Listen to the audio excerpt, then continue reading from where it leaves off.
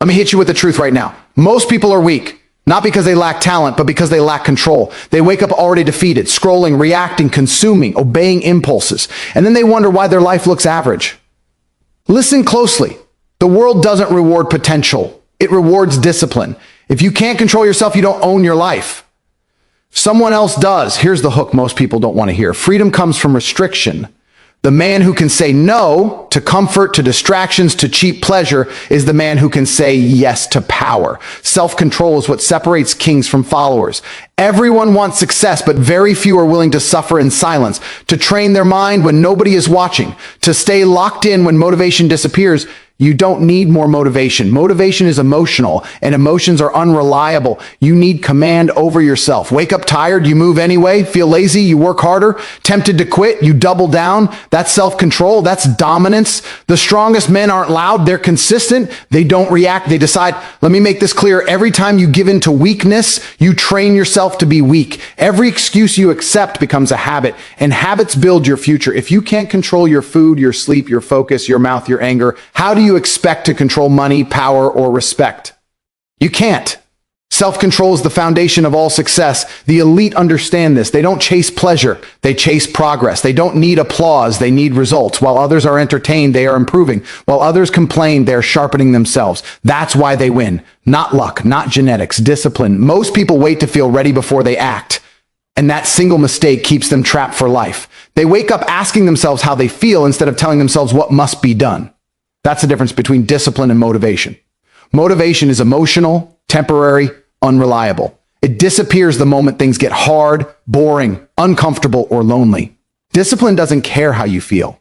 Discipline moves first and lets feelings catch up later. If your success depends on motivation, then your future is fragile.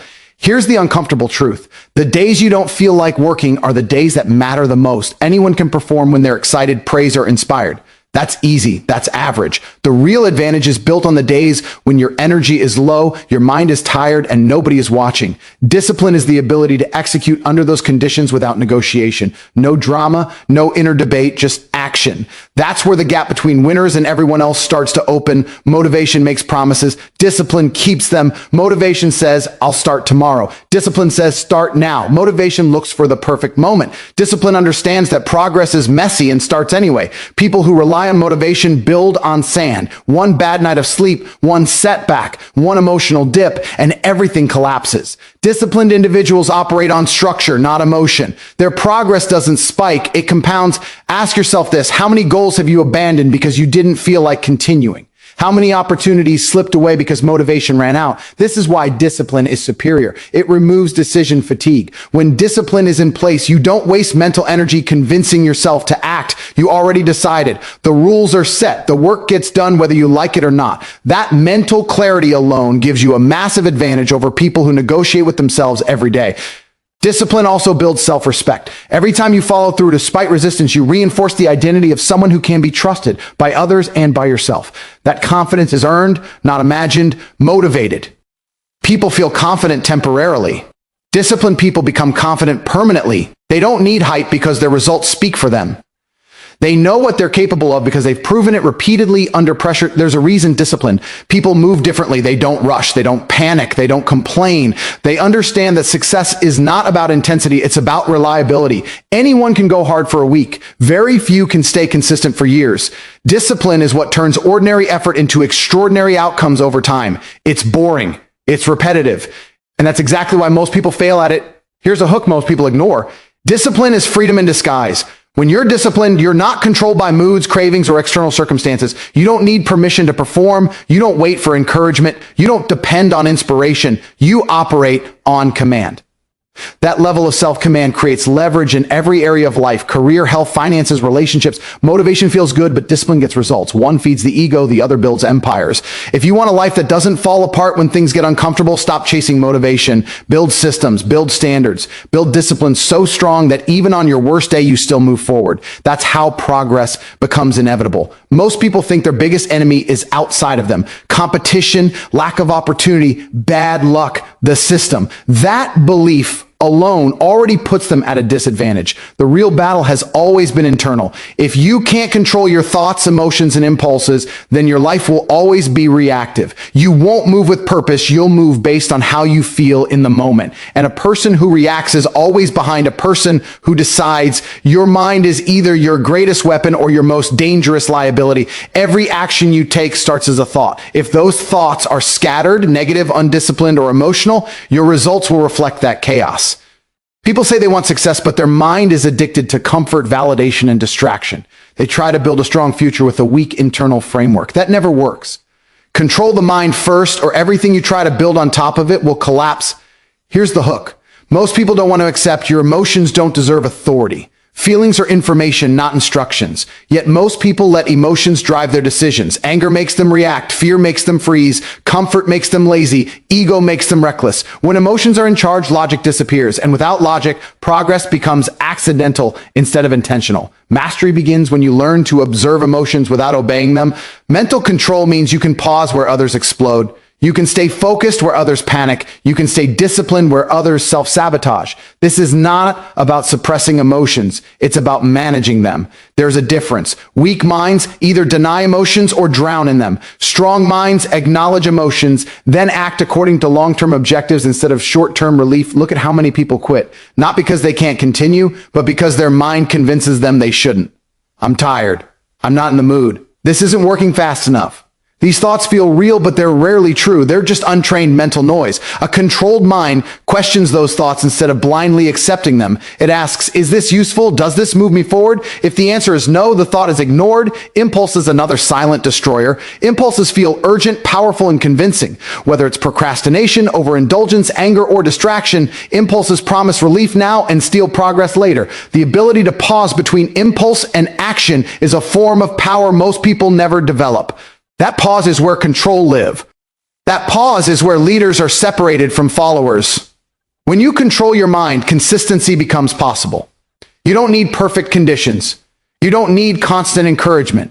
You don't need external pressure. You become self-driven. Focus sharpens. Decision-making improves. Stress decreases, not because life gets easier, but because you stop amplifying problems with unnecessary mental chaos. Another hook people overlook is this. The world constantly competes for your attention because attention is power. If your mind is unfocused, distracted, and overstimulated, you are easy to manipulate. Trends control you. Opinions control you. Comfort controls you. A disciplined mind protects its attention aggressively. It chooses what to consume, what to think about, and what to ignore. That selectiveness alone puts you ahead of the majority. Control your mind, and your confidence changes, not fake confidence. Earned confidence. You trust yourself because you know you won't quit under pressure, won't lose control under stress, and won't betray your own standards for temporary comfort. That self-trust becomes a quiet strength others can feel without you saying a word. For money, status, influence, or success can be sustained, the mind must be mastered. Everything else is built on top of that foundation. If the foundation is weak, no achievement will last. Control the mind first, and everything else becomes easier to command. Most people think power looks loud. They think it's dominance, attention, constant movement, saying yes to everything that feels good in the moment. That belief keeps them weak. Real power is quiet. Real power is selective. Real power is the ability to say no when every impulse, every distraction, and every shortcut is begging for a yes. If you can't say no, you're not free. You're accessible, controllable, predictable. Here's the hook most people miss. Every yes costs you something. Time, energy, focus, integrity. Yet people say yes without thinking, without measuring the price. Yes to distractions. Yes to comfort. Yes to temporary pleasure. And then they wonder why they feel drained, unfocused, behind in life. Saying no is not deprivation. It's strategy. It's choosing long-term gain over short-term relief. Saying no requires strength because it creates friction. It means you disappoint people. It means you feel uncomfortable. It means you resist habits that once made life easier. Weak people avoid that friction at all costs. Strong people understand that friction is the signal they're growing. Every time you say no to something that doesn't serve your future, you reinforce control over your present. Comfort is the most dangerous enemy here because it doesn't look threatening. It feels harmless. One extra hour of sleep, one skipped workout, one day of procrastination, one unnecessary distraction. Individually, they seem small. Repeated, they become identity. The person who always chooses comfort trains themselves to avoid challenge. Over time, that avoidance becomes automatic. Saying no to comfort breaks that cycle. Distractions work the same way. They fragment attention and steal momentum. Every notification, every impulse scroll, every unnecessary conversation pulls you slightly off course. The cost isn't just time, it's depth. You lose the ability to focus deeply, to think clearly, to execute with precision. Saying no to distractions is saying yes to mastery. It's protecting the one resource you never get back. Cheap pleasure is another trap. It offers immediate gratification without effort, without growth, without earning it. The problem isn't pleasure itself, it's unearned pleasure. It weakens discipline and dulls ambition. When pleasure becomes the reward before the work, hunger disappears, drive fades, standards drop. Saying no to cheap pleasure restores balance. It retrains the mind to associate satisfaction with achievement, not escape. There's a psychological shift that happens when you consistently say no. You stop feeling entitled to comfort and start feeling responsible for results. You stop asking what feels good and start asking what works. That shift changes how you move, how you plan, how you speak, how you carry yourself. People sense it, not because you announce it, but because your decisions reflect control. Saying no also builds respect internally and externally. Internally, you trust yourself more because you know you won't betray your standards for convenience. That self-trust is rare. Externally, people take you seriously because you're not available for everything. You don't bend easily. You don't chase approval. You don't need to explain yourself constantly. That quiet firmness is authority. Another hook people underestimate is this. Every successful person you admire is successful because of what they refused. Refused distractions, refused excuses, refused average standards, refused to quit when it was uncomfortable. Those refusals shaped their path more than their talents ever did. Talent opens doors. Discipline decides which ones you walk through. Saying no isn't about being rigid or antisocial. It's about being intentional. It's about knowing your priorities so clearly that distractions don't confuse you. When your vision is sharp, no becomes automatic. You don't hesitate. You don't negotiate. You protect your time, your energy, and your focus like assets because power isn't found in excess. It's found in restraint. The ability to say no consistently, calmly, and without guilt is a sign of internal strength most people never develop. Those who do move through life with a different level of control, unrushed, unbothered, and always a step ahead. Most people underestimate the power of small decisions because they're obsessed with big moments. They think failure happens all at once. It doesn't. It happens quietly through habits that seem harmless at the time. One excuse becomes a pattern. One skipped responsibility becomes a lifestyle. Weak habits don't announce themselves. They blend in, they normalize, and by the time you notice the damage, they've already shaped your future. Here's the hook most people ignore. Your future isn't created by what you do occasionally. It's created by what you do automatically. Habits are automatic behavior. They run in the background while you think you're in control. If those habits are weak, your future will be weak no matter how strong your intentions are. You don't rise to the level of your goals. You fall to the level of your habits. Every excuse you allow trains your brain to avoid resistance. I'll do it tomorrow. I'm too tired today. It won't make a difference if I skip this once. These statements feel logical in the moment, but they're conditioning tools. They teach your mind that comfort is more important than commitment. Over time, that mindset hardens. Effort feels heavier. Discipline feels unnatural. Progress slows without you realizing why. Weak habits don't just affect productivity, they affect identity. You start seeing yourself as someone who doesn't follow through, someone who starts but doesn't finish, someone who talks more than they execute. That self-image becomes dangerous because people act in alignment with how they see themselves. Once weakness becomes part of identity, change feels impossible, even when the desire is strong. Consistency is where habits reveal their true power. Anyone can make a good decision once. That doesn't change anything. Repeated decisions shape behavior, behavior shapes character, and character shapes destiny. Weak habits compound just like strong ones, but in the opposite direction. Missed workouts compound into poor health. Poor focus compounds into missed opportunities. Procrastination compounds into regret. Another hook people overlook is that weak habits steal confidence without making noise. You don't lose confidence because of one failure. You lose it because of repeated betrayal. Every time you know what you should do and choose not to do it, trust in yourself erodes. Eventually, you stop believing your own promises. That's not a motivation problem. That's a habit problem. Weak habits also create a false sense of busyness. People stay busy but don't move forward. They confuse activity with progress. Scrolling, planning, talking, complaining. It all feels productive, but it produces nothing. Strong habits are measurable. They produce results. Weak habits produce noise, distraction, and exhaustion without return. Comfort-driven habits are especially dangerous because they disguise themselves as self-care. Rest becomes avoidance. Relaxation becomes escape. Balance becomes an excuse for mediocrity. There's nothing wrong with rest, but when rest is used to avoid avoid effort instead of recover from it, it becomes destructive. Weak habits lower your tolerance for discomfort, and a low discomfort tolerance guarantees a limited life. Strong futures are built by people who treat habits like strategy, not coincidence. They understand that willpower is unreliable, but systems are not. They design their environment to support discipline. They remove triggers for bad habits and reinforce good ones until discipline becomes automatic.